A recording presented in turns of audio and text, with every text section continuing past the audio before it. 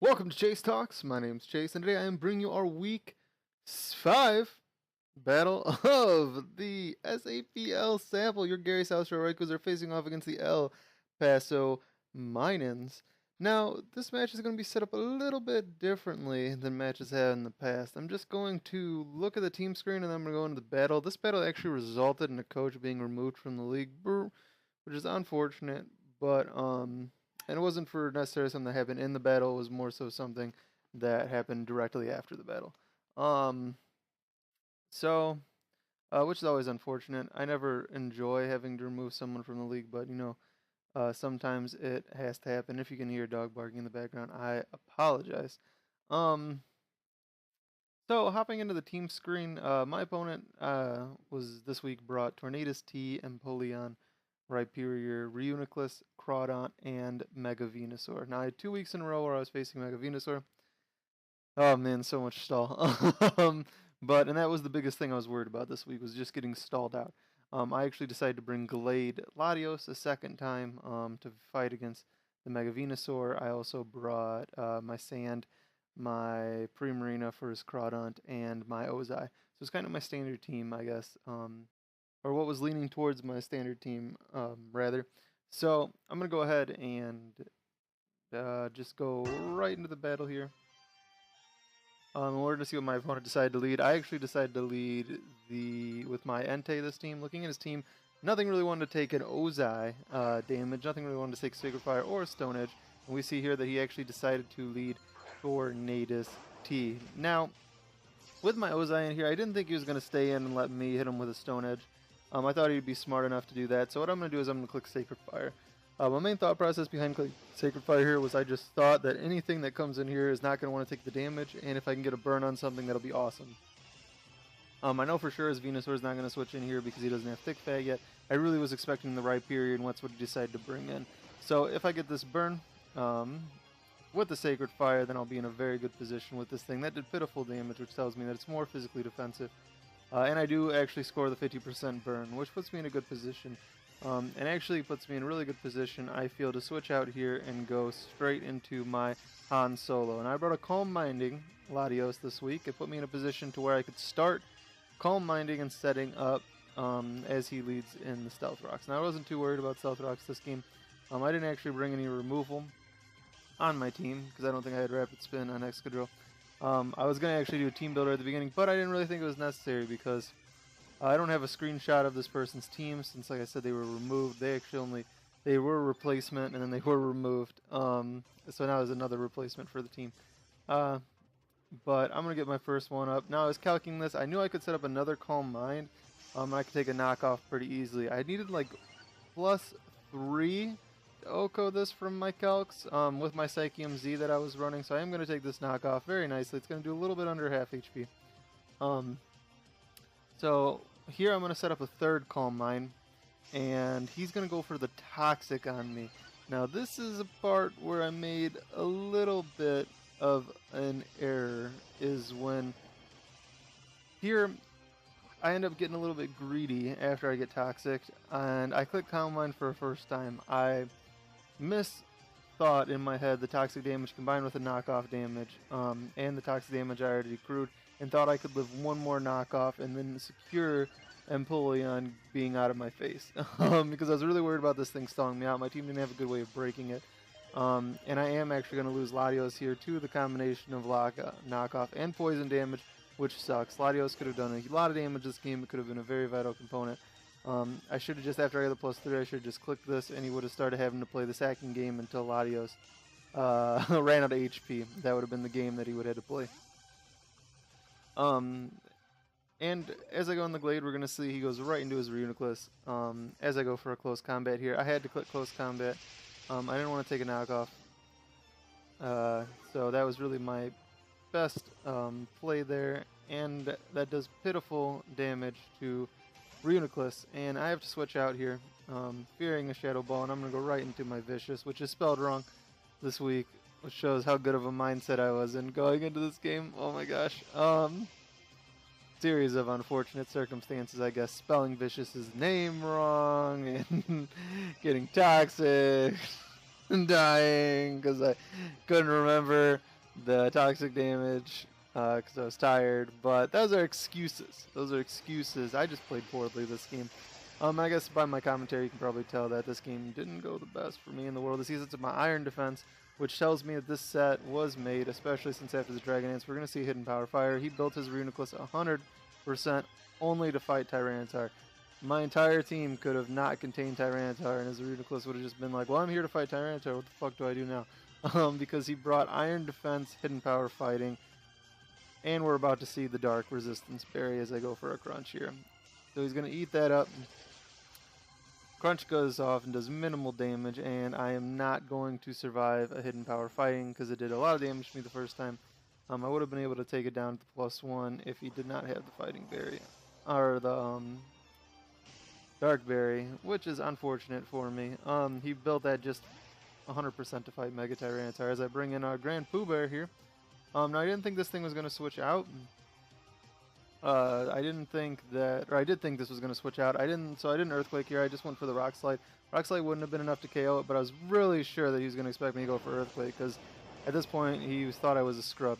Thought I was a scrub and a bad battler, so he switched in his tornadus-t and he took a ton of Rock Slide damage. So he's definitely going to have to switch that out and go for the Regenerator. I'm just going to click Rock Slide again because I don't really have much of a better play. I am Ground Plate this week. So the Rock Slide is going to go off, and that is going to hit his Mega Venusaur, doing a very small amount of damage. Now, well, it's just normal Venusaur. So I was calculating this with Mega Venusaur, and I found out that I was not in range to do anything, so I switched into Lancelot. And he's going to Mega Evolve, and he's going to hit Lancelot with a knockoff in a second after we see the Mega Evolve animation. Man, I'm way ahead of all these plays. I feel like I'm not sounding excited this game. I guess I wasn't super duper excited this game. I mean, it was just, I don't know. Anytime that I get the justified boost from the knockoff, which puts me in a good position, because I'll just be able to go for a Zen Headbutt here and do a good amount of damage on whatever wants to come in, which I was assuming was the Reuniclus. I was assuming he didn't want to take that. So he does bring in his Reuniclus. Reuniclus had already done its job, so it was the best sack on his team, the most viable sack, as it takes a Zen Headbutt. And then it puts it in Leaf Blade range, really puts it in range of anything but a Zen Headbutt or a close combat. So Leaf Blade's going to be enough to take out his Reuniclus, and it gets rid of one of his stally garbage Pokemon. No, but really, no, I'm not. People are going to think that this guy got removed because I was salty, which wasn't the case at all. But so I'm bringing in Grand Pooh Bear here because Pooh Bear can get rid of this thing with another Rock Slide. I don't think he's going to let me do that, though. I knew he was going to switch out really here, but I had to go for the Rock Slide in the off chance that he did stay in because he had a superpower or something like that. So he's going to switch right back into his Mega Venusaur. And at this point, this is the second Rock Slide it takes. And calcing with my Excadrill, this is the point where I saw something interesting. Not before. I saw that he was in a 2-hit KO range of my ground-plated Earthquake. So he hit the first one off. That does about the damage I was expecting. He takes the Giga Drain recovery. And after his Giga Drain recovery, I was looking at his HP, and I was like, well, looking at the amount of damage the first one did, he's definitely in range to die to a second one. So I went for a second Earthquake. And do I take it out? Do I get the kill? No, I get low rolled as he goes for a Synthesis. So now he's just going to Synthesis stall out my Pooh Bear until it is dead. Which is unfortunate, and at this point there's no reason for me to switch it out because this thing can't take a hit from it can't take a hit from his tornadus-t, so I'm just kind of trying to do as much damage as this thing possible, fishing for a crit. I really wanted to punish him for trying to Synthesis stall out my Pooh Bear and try and get a crit on this thing, but it didn't look like it was going to happen as I go for another Earthquake here and get a little bit more damage. I think this is the turn that he actually decides to kill my Pooh Bear. So he's going to be in yellow, and yeah, he does go for the Giga Drain, which does just take out my Pooh Bear. Sorry, Pooh Bear, you didn't get to do that much work. You did a lot better in other games, but this game was not your game, nor was it mine, though. It wasn't either of our games, Pooh Bear. Don't feel bad about it. Don't feel bad about it as I bring in Lancelot. Now, this thing is definitely in Zen Headbutt range. So I can just right ahead click Zen Headbutt. I'll do a good amount of damage to anything that wants to come in, which is actually going to be his tornadus-t. So my Zen Headbutt's going to go off, and we're going to kind of get a good gauge of damage here. this is one of the parts where, especially with the amount of damage that thing did, I was very upset that I had lost my choice scarf earlier in the game, switching into that knockoff, because that kind of put me in a position to where I didn't really have an answer to tornadus-t anymore. I wasn't going to outspeed tornadus-t. I really couldn't do anything against it. As he's just going to go for a U-turn there, as he brings back in his Venusaur, and I am going to be able to hit it with something from Siren. I'm going to go for an Ice Beam here to get the damage. I was Specs. I thought that it could take it out, and it actually did take it out. Whew, put me in a good position. Now the Mega Venusaur is gone. Got rid of the Mega Venusaur. It's one of his big walls down. Now I just got to take down another one, and now his Crawdon is there. Now, I'm assuming he knows I'm Choice Specs. Most of the time, it's Choice Specs, and I think I've brought it Choice Specs every single game. I'm just going to go into my Landslide here to sack it off, as he sets up a Swords Dance with his Crawdon. And I'm like, oh crap. He's going to Agua Jet me. And that's going to kill me. And a crit, but the crit didn't matter, because there's no way I was going to live a +2 Agua Jet anyway. As I go back into Siren, Siren can take an Aqua Jet from this thing and can kill it with a Hyper Voice. I did specifically speed to outspeed the Crawdon. So he's going to switch out his Crawdon and save it as he goes into his Marina. I was forced to go for I think I might have said Hyper Voice. I was forced to go for a Moonblast, not Hyper Voice. This thing doesn't get Pixelate. I wish it got Pixelate, that'd be cool. And we actually get the special attack drop, but he's Defiant, so he's going to get a physical attack boost. Does not help us. Helps us little. Helps us not at all. That was the worst timing to get a Hex in my favor, because it ended up being in his favor. As I just go into Ozai here, I definitely wasn't going to let him do damage or remove my specs.